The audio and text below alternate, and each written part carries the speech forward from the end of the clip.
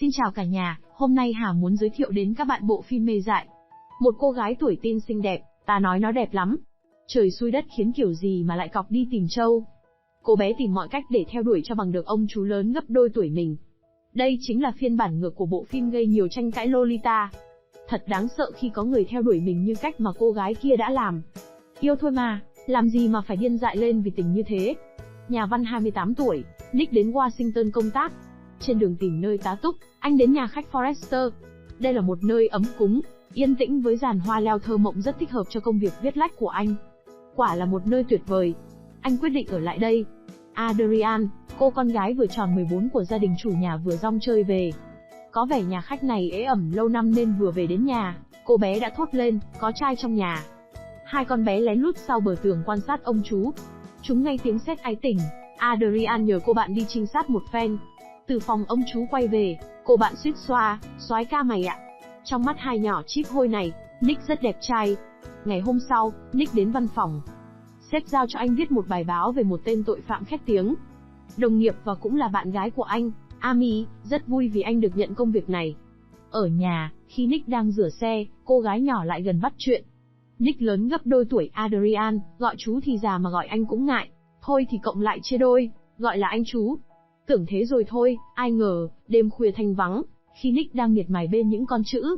Trong bộ váy trắng mỏng manh, con bé lại mò đến phòng anh chú. Thấy anh đang bận, cô chỉ tựa lưng ở cửa hỏi han vài điều vu vơ về công việc, rồi tiện thể thả cho anh một ít thính. Mỡ để miệng mèo mãi không thấy sơi, cô bé thất thiểu quay về phòng. Ấy vậy mà ngày hôm sau khi Nick đang tắm, con bé lại đến. Quái, chú làm gì đóng cửa phòng tắm kín thế? Đóng thế thì gió vào lạnh chết. Xoay mòng mòng trên ghế chán chê. Cô bé hỏi xin bức ảnh hồi nhỏ đang để trên bàn anh chú. Nick không đồng ý vì anh chỉ có một bức duy nhất giữ làm kỷ niệm. Con bé tinh nghịch lúc này không chịu yên phận ở ngoài mà vào hẳn bên trong phòng tắm. Mắt thì địa hàng, miệng thì mời anh tham gia bữa tiệc cha cô tổ chức. Khớp với con bé bạo dạng Adrian, anh chú lùa cô ra khỏi phòng mình. Tại tòa soạn báo, Nick không thể hiểu nổi, vì sao bài viết của anh lại có nhiều thay đổi lạ lùng đến vậy. Anh đã mất rất nhiều thời gian để sửa lại trước khi nộp bản thảo cho tổng biên tập. Và anh đã thành công, ông ấy đánh giá rất cao bài viết này. Đêm đó, anh tham dự bữa tiệc tại nhà Adrian. Cô gái mới lớn đẹp xinh trong chiếc đầm trắng bên cây dương cầm. Một khung cảnh rung động lòng người. Adrian khoe rằng cô đã giúp anh chỉnh sửa bài viết. Thiên tài phá hoại là đây chứ đâu. Bé có giúp, và chính xác là giúp anh mất nhiều thời gian hơn. Để đền bù thiệt hại cho anh chú, cô bé rủ anh đến ngọn hải đăng mà cô yêu thích. Trong khung cảnh lãng mạn, cả hai không kìm được lòng mình và đã hôn nhau. Không muốn mình trở thành kẻ tội phạm tồi tệ, Nick nhận ra điều mình làm với cô bé 14 tuổi kia có vẻ không đúng cho lắm. Anh ngăn Adrian lại rồi bước nhanh ra xe. Anh đâu biết rằng, từ phút giây này cuộc đời của anh bắt đầu bão táp. Ngày hôm sau, bạn gái đến chơi, anh giới thiệu cô với Adrian. Cô bé có vẻ không vui. Gặp riêng tình địch, cô bé bày tỏ rằng cô rất thích Nick. Khi Amy kể lại câu chuyện, Nick cho rằng đó chỉ là trò trẻ con không đáng bận tâm của một con bé ẩm ương mới lớn. Thế rồi, những rắc rối cứ thế rớt xuống đầu anh. Đầu tiên, bức ảnh thời thơ ấu của anh đã không cánh mà bay. Suy nghĩ mãi anh cho rằng có vẻ Adrian có liên quan đến chuyện này. Anh đến phòng cô bé. Lúc này con bé đang ở trong phòng tắm. Tìm mãi không thấy bức ảnh của mình. Nghe thấy tiếng động, Nick trốn vội vào tủ quần áo. Vừa bước ra ngoài, con bé nhận ra ngay sự hiện diện của Nick. Hay lắm. Để chị cởi cho mà coi. Anh chàng số hưởng là đây chứ đâu. Trêu đùa ông chú chán chê, Adrian bỏ đi. Anh thừa cơ tẩu thoát ra ngoài. Đen đủi thay, Nick bị ông bố bắt lại. Em đến nhà anh có việc gì thế? Dạ, em đến mượn sách. Thế con cho chú mượn chưa? Dạ, rồi ạ. Thấy con bé lấp liếm cho mình, Nick nhận ra cô bé đã biết mình lẻn vào phòng con bé. Phải hai mặt một nhời cho xong, anh gặp riêng Adrian tại sân vườn. Anh khuyên cô gái nên dừng lại, cả hai sẽ không bao giờ có thể đi đến một mối quan hệ, vì cô còn quá nhỏ còn anh thì rất sợ ăn cơm tù. Lắng nghe tất cả những điều này, cô nhìn anh với ánh mắt quyến rũ. Vậy thì đã sao? Không phải Nick đã hôn cô đấy ư? Thế còn chuyện ở phòng cô thì thế nào? Lúc con thay đồ, chắc chú nhắm mắt nhỉ? Nếu anh không thích cô thì vì sao vẫn để những chuyện đó xảy ra? Không thể lý giải được, Nick chỉ biết lặng thinh. Khi anh đưa bạn gái đến xem xe của mình, anh thấy phía trước đầu xe có kẻ viết những lời lẽ lăng mạ.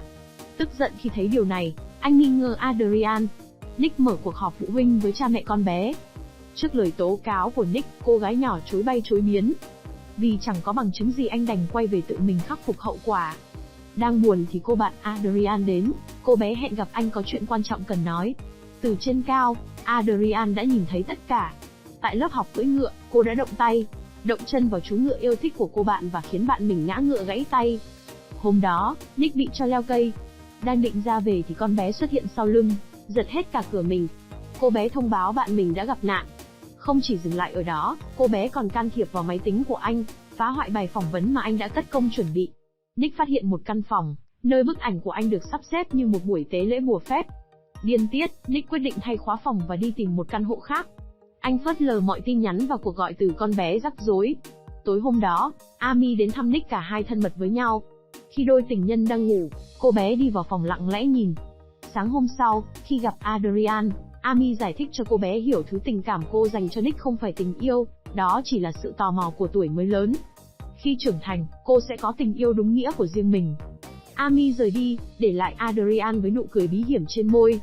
Amy không hề hay biết cô bé đã theo sau và âm thầm khóa căn phòng cô đang ở. Cô bé thả ong bay vào phòng. Tóc vàng mời Nick đến dự cuộc đua ngựa mà cô tham dự, ông chú không đến vì có việc bận. Cô bé lao đến chỗ Nick và làm anh mất mặt trước đám đông. Không thể chịu đựng thêm được nữa, anh cảnh cáo cô không được lại gần. Nick ngao ngán dọn ngay đến nơi ở mới.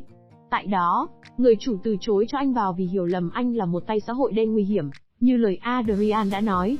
Anh đành quay lại nhà cô bé, đang lơ ngơ tự hỏi vì sao có nhiều xe cảnh sát đến thế. Thì cha cô bé lao vào tẩn anh một trận. Thật vi diệu, con bé tóc vàng khóc ngất trên vai mẹ. Anh đã bị bắt với tội danh quấy rối Adrian. Cái quái gì vậy? Trên người cô gái có con nòng nọc của anh. Thì ra đêm anh trú ngủ cùng bạn gái, cô bé đã đánh cắp túi rác và lấy được chúng. Tỉnh ngay lý gian, Nick suýt bị tống giam nếu không có ông chủ bảo lãnh. Về đến nhà, cô bạn của Adrian đến tìm và nói hết sự thật với anh. Trạng thái tinh thần của Adrian không tốt, cô ấy là một kẻ cuồng yêu. Hồi đi học một cậu bạn đã từ chối tình cảm của cô gái và đã bị ngộ độc. Cô bạn nghi ngờ điều này có liên quan đến Adrian. Cô khuyên ông chú nêu tình cuốn nhật ký của Adrian, mọi chuyện sẽ được sáng tỏ. Nick chỉ muốn chuyện này chấm dứt tại đây. Anh khuyên cô bé nên về nhà nhưng thay vì đó, cô đến tìm Adrian. Một lúc sau, nghe thấy tiếng hét thất thanh của cô bạn, anh đến nhà Adrian. Em yêu anh rất nhiều. Adrian thú nhận. Anh phớt lờ cô, làm cô điên tiết. Adrian tấn công anh trong khi anh cố cứu cô bạn của Adrian. Vừa lúc này, cha của tóc vàng về đến, thấy có kẻ vật lộn với con gái mình, ông ra sức cứu con. Lạ thay, cô bé quay ra tấn công cha mình. Nhân cơ hội đó, Nick đã đẩy cô ra xa để tranh thủ cứu người. Kết phim, cô nàng xinh đẹp nhập viện tâm thần. Con bé lại yêu, lần này là một bác sĩ. Cô đã tìm thấy mục tiêu mới của đời mình. Đen đủi thay cho anh chàng bác sĩ tội nghiệp kia. Có cô người yêu như này thật đáng sợ các bạn nhỉ. Mong là mọi người không ai rơi vào hoàn cảnh như anh chàng Nick ở trong phim và cũng không ai yêu một cách cuồng điên mê dại như nhân vật nữ chính. Nếu thấy bộ phim hay, đừng ngần ngại đăng ký và cho Hà một like để khích lệ tinh thần nhé. Mến chào tạm biệt và hẹn gặp lại các bạn.